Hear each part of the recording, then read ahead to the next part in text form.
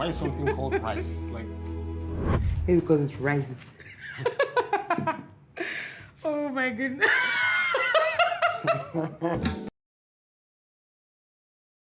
So yes, I know this is not the most current movies, but I definitely know it's one of the most trending movies on Netflix. And I can bet that most of you haven't watched it. Reason for this review, I just want you to get you intrigued and give you reason to go watch This Lady Called Life. This is the one movie that got me so teary after watching it. It was directed by Kasum Kayode and written by Toluwani Obayan. She did so well with the story. I loved it. So yes, as you know, we do it here. We're going to dissect and then I'm going to tell you everything you need to know about the movie. I'm definitely going to give you a summary, the characters, how they played, the flaws, and a bit here and there. So stay tuned. You know, that's one thing so intriguing about this movie, the fact that the main characters are ones that are still, or okay, should I call them new in the game, though they've been in the game for a while, but they keep proving every time that they are really talented. Iwara blew my mind with his character, and we'll go so much into his character later.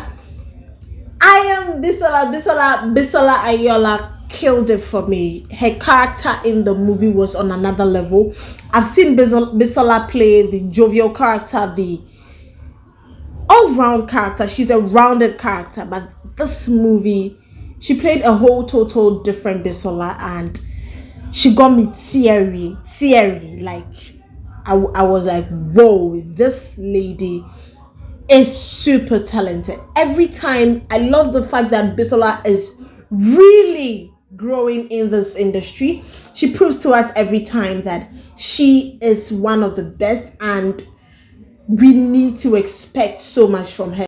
So this is a story of a young girl that has been through this harsh treatment from her mother that has made her so timid that she's afraid to go for what she really wants.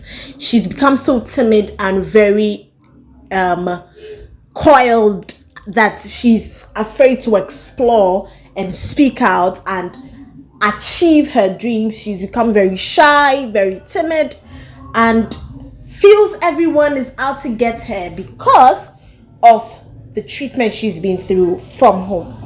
So Aiyeola is this lady, character played by Bisola Aiyeola. Aiyeola is, should I say, she was born out of wedlock, and her mother hated her. Her mother, well, treated her as though she hated her, and she always gave the excuse that she didn't want her to grow up to be like her. Unfortunately, Aiyeola also got pregnant, but unknown to her mom, she got pregnant out of rape. But her mom, out of being so furious, refused to listen to the fact that she was raped and threw her out of the house.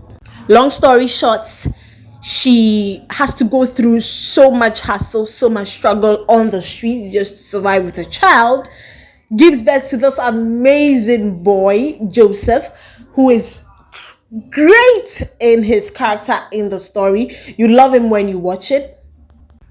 Aiyeola's biggest dream is to become a great chef. She's gone through all the phases. She's tried to go to culinary school, but then every time she tries, she fails at it. The one time she's able to save money for like her savings for 4 or 5 months, she goes into the exam hall only to be called that there's an emergency. She's not able to make it. Long story short, it's a story that of Aiyeola's struggle to be able to come out of her coil and achieve her dreams. This is a story for all the shy people, all the ones, or those of us who have been told that we can't amount to anything. Those of you who have felt that those who believe in you can't help you, and those who can't help you don't believe in what you can do. This is a story that is going to inspire you, a story that is going to make you realize that it's not over until it's all over. So I today meet Aiyeola, character who plays a character of Obinna. He, according to him, he's gone through the same hassle and came to the rescue of Aiyeola. You definitely need to watch this. It's a story that is going to inspire you, and you don't want to leave this movie unwatched. So what I love about the story, they tried to keep it very simple but straight to the point. They tried very much to exhaust all their lessons, tried very much to relay their message very clearly to you, and it's one that you would fall in love with after watching. I love the fact that they tried so hard to keep you glued. There is this interesting part of the movie they introduced, I haven't seen in any movie, so I loved it. You know, when someone is thinking aloud in other movies, they make it look like the person is talking but the person is just looking at you blank. But then this way Aiyeola does it, or this way the story portrayed it, anytime Aiyeola is thinking aloud, she's seen as though she's really saying and acting what is in her head. I don't know how to express it, but you get it when you watch it. And then she comes, it's as though she's come out of her body and she's talking. And then at some point you get lost as to whether she's really saying what she's really saying or she's thinking aloud. That is a very interesting flip side of the story that when you watch, you're like, wow, this is another creative piece creators can add to their movies and stuff. So yes, I love them for that. I love the picture. It was great. It was beautiful, and they tried very hard to give it wasn't so bright. It had a very calm and beautiful picture that gives the seemingly middle class life and all that, the middle class hustle life. It wasn't a movie that had this very bright picture quality, and you watch it, you're like, okay, the picture of the characters even tells the story and the state in which they find themselves. I love the bond between Aiyeola and Obinna. After they met, the whole love between them was beautiful. They didn't rush it from at first, and I loved it. I loved the connection when they were still friends, and it was one that after you watch, you go like, whoa, this is worth emulating. And yes, you learn that you don't need to necessarily have to have a thing, an intimate relationship with somebody before you're able to help, but then you can go ahead and help just because you think it's worth it. One thing that didn't go so well with me in the movie was the fact that some things were just left unsaid. For instance, when Aiyeola left the exam hall to the hospital, well, I am expecting that automatically we should reason that this is done with. She's failed the exam, and yes, but then she automatically switches and moves out. There's nothing said about the whole exam thing. It's just left blank like that.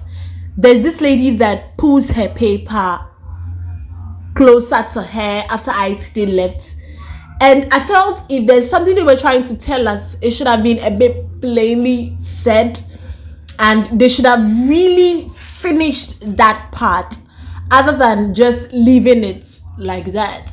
But who knows, probably it's one of the methods. But I think moving forward, if they really want to they need to really finish a story. Like, we needed to know what was the next step after she had failed the exam.